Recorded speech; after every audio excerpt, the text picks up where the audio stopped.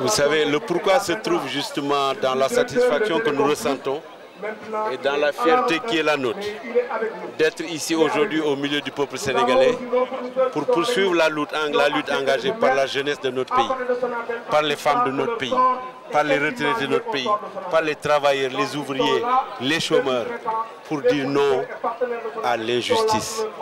Cette surtaxe sur les appels entrants est une illégalité absolue. Pourquoi? Parce qu'aucun État dans le monde, il y a 193 États aujourd'hui, membres des Nations Unies, 193. Il n'y a aucun de ces États où l'on voit un décret créer un impôt. L'impôt, systématiquement, doit provenir de la loi votée par le Parlement, soit l'Assemblée nationale avec le Sénat, s'il n'y a pas de Sénat, l'Assemblée nationale.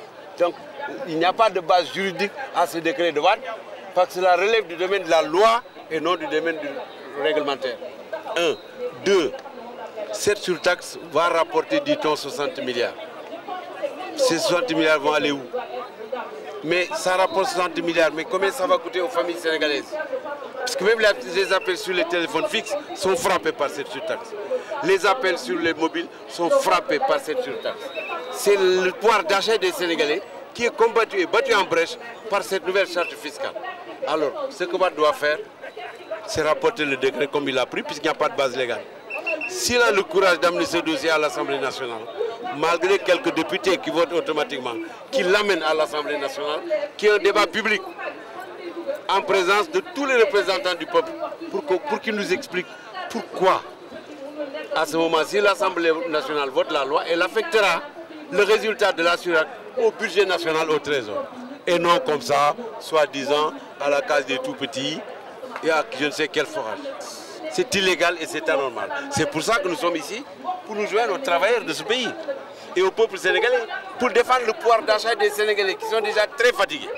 Et c'est pour ça que si ça doit se faire demain, nous serons encore là, Inch'Allah. Vous savez, économiquement, nous avons voulu éviter tout à l'heure dans les interventions, d'aller dans les questions techniques. Mais d'abord, légalement, en plus du caractère anormal du décret. Pour le moment, il n'y a qu'un pays d'Afrique de l'Ouest qui a reçu ce système-là. Je ne veux pas le citer parce que je suis un diplomate. La catastrophe est là-bas.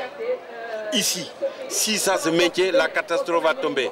Parce que la Sonatel va se voir faire appliquer la réciprocité. C'est-à-dire que toutes les surtaxes qui sont sur les appels entrants vont être taxées, vont frapper les appels sur les autres pays. Donc le nombre d'appels dans Sonatel qui a déjà été réduit de 82 millions de minutes, des milliards de minutes, on va les perdre. La Sonatel va donc perdre de son envergure, de son poids, de son efficacité et de son image. On perd sur le plan économique. La Sonatel a versé l'année dernière 175 milliards de francs CFA au trésor public pour les taxes et les dividendes. Cette année, elle va verser 200 milliards. L'année prochaine, elle versera peut-être 300 milliards. Mais elle ne pourra plus le faire parce qu'elle sera dans la même situation que la Sénélec demain.